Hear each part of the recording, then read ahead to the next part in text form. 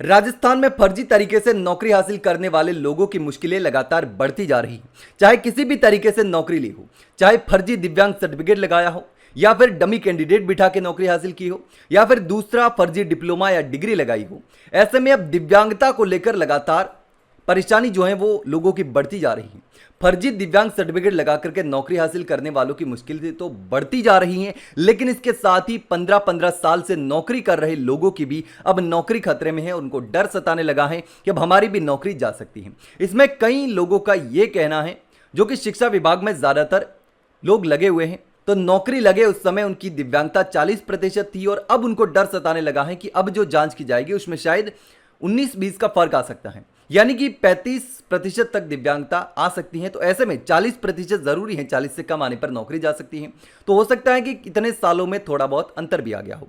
तो यही डर जो है वो लगातार शिक्षा विभाग में जो अभ्यर्थी लगे हुए हैं, जो लोग लगे हुए हैं 15-15 सालों से नौकरी कर रहे हैं, उनको डर सताने लगा है। अब देखिए, लगातार दिव्यांगता कोटे में जो प्रॉब्लम्स आ रही है, फर्जीवाड़े को लेकर के सरकार दिव्यांगता प्रमाण पत्र के आधार पर नौकरी लगे कर्मचारियों की जांच करा रही है और पिछले 5 सालों की जांच हो रही है, जितनी भी भर्तियां हुई हैं। अब उनकी दिव्यांगता का फिर से परीक्षण किया जा रहा है और उसको लेकर के विवाद खड़ा हो गया है।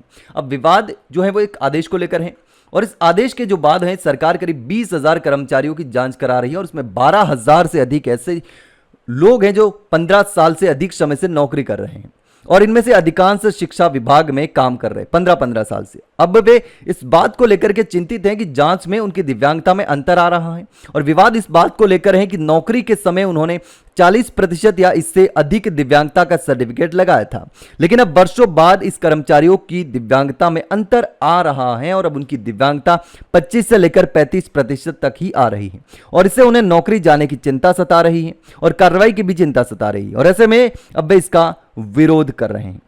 कई लोगों का कहना है कि वर्षों पहले नौकरी लगे चयनित लोग परेशान हैं।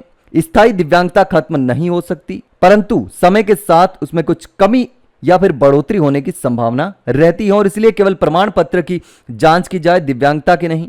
अब राजस्थान बेरोजगार यूनियन के अध्यक्ष हनुमान किसान का कहना है कि प्रमाण पत्र अगर फर्जी पाया जाए तो सरकार कार्रवाई करे, लेकिन अब कर्मचारियों के अलग अलग ओपिनियन है। उनका कहना है कि सिर्फ सर्टिफिकेट की जांच की जाए, हमारी दिव्यांगता की जांच ना की जाए।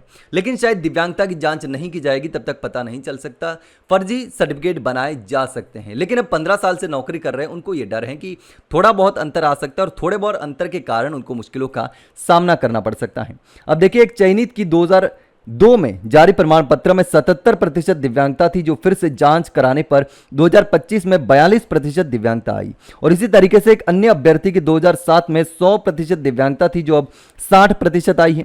एक कर्मचारी की 2013 में 60% दिव्यांगता थी, जो अब 40% तक आ गई।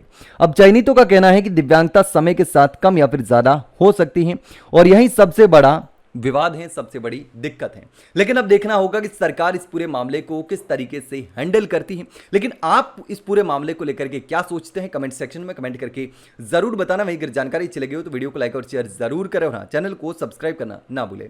फिलहाल के लिए इतना ही, जल्द मिलते हैं एक नई जानकारी के साथ। तब तक के लिए नमस्कार।